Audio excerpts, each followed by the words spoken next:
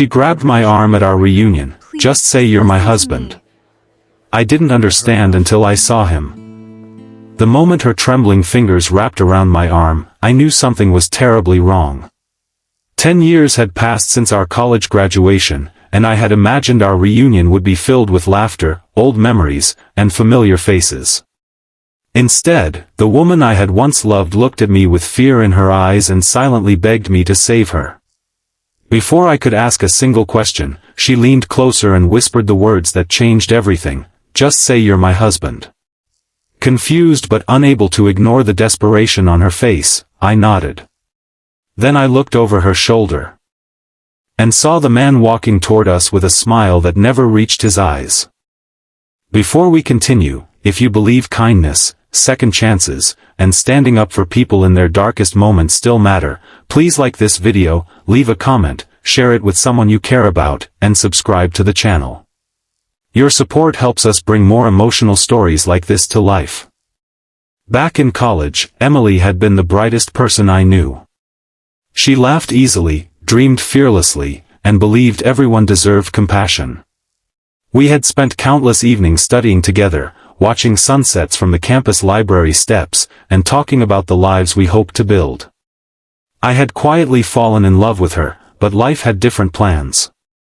Graduation scattered us across different cities, and our paths slowly drifted apart until all that remained were old photographs and memories that faded with time.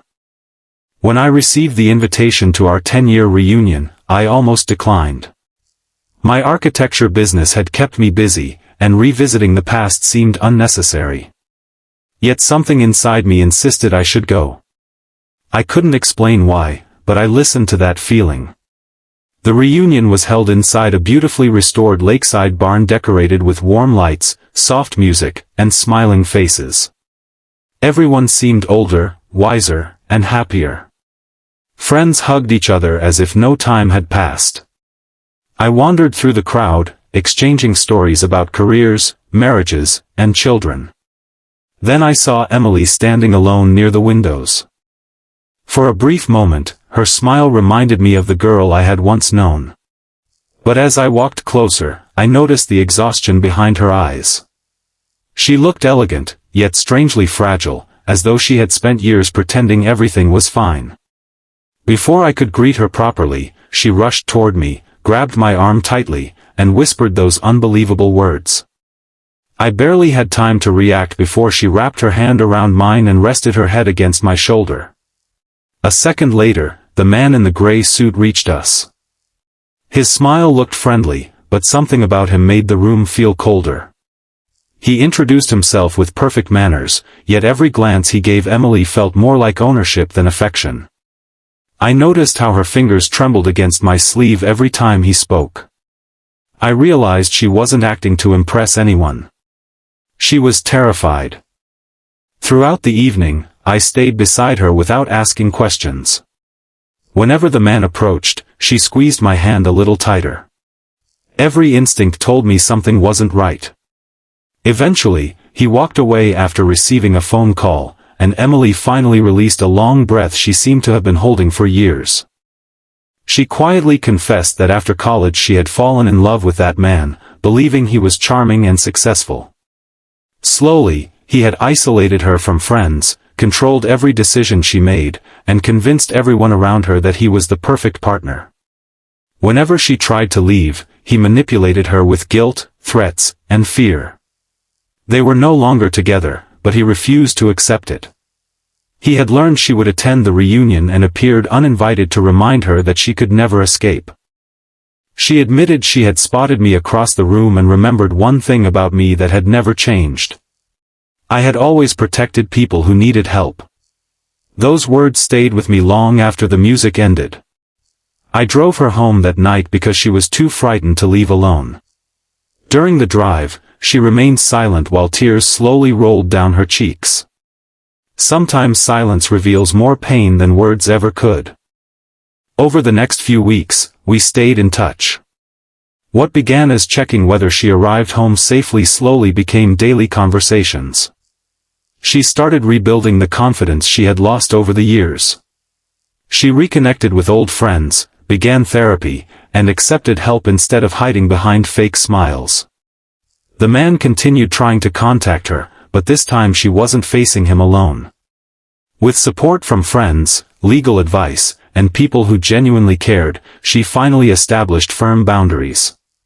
Every small victory restored another piece of the woman I had once admired. Watching her heal reminded me that courage isn't the absence of fear. Sometimes courage is simply asking someone to stand beside you until you're strong enough to stand alone. Months passed, and life slowly became peaceful again. Emily's laughter returned little by little. She volunteered at a local community center helping women rebuild their lives after emotional abuse. She often said that surviving gave her a responsibility to help others survive too. One autumn afternoon, we returned to the same lakeside barn where our reunion had taken place. This time there were no fearful glances or painful memories waiting inside. Only calm water, falling leaves, and two people who had unexpectedly found their way back into each other's lives. Neither of us spoke much that day. We didn't need to. Sometimes healing creates a language that only grateful hearts understand. I realized that I had loved her once because of who she was. Now I loved her because of everything she had overcome without letting bitterness define her. She smiled the same genuine smile I remembered from college and admitted that the desperate lie she had asked me to tell during the reunion had become the beginning of the most honest chapter of her life. If that terrifying night had never happened, we might have remained strangers forever. Instead, it became the night that gave both of us another chance. If this story has touched your heart so far, please take a moment to like the video, subscribe to the channel, and share it with someone who needs hope today. Your support encourages us to keep sharing meaningful stories that remind people they are never truly alone. Before the ending, we'd love to hear from you. Please comment below, have you ever been someone's unexpected safe place, or has someone been yours? A year later, surrounded by our families and a handful of old classmates, we stood beside that same lake once again.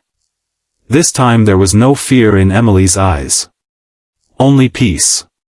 She gently took my hand, not because she needed protection anymore, but because she had chosen a future built on trust instead of fear. Life rarely gives us perfect timing, but it often gives us meaningful second chances. Sometimes the person you once lost returns when both of you have finally become the people you were meant to be. And sometimes the smallest act of kindness, simply standing beside someone when they are afraid, can rewrite two lives forever. As the sun disappeared behind the lake, I finally understood that the reunion had never really been about remembering the past. It had been about discovering that hope can quietly wait for years, ready to change everything the moment someone reaches out and says, without words, "Please don't let me face this alone." And because one person answered that silent plea, two broken hearts found the courage to begin again.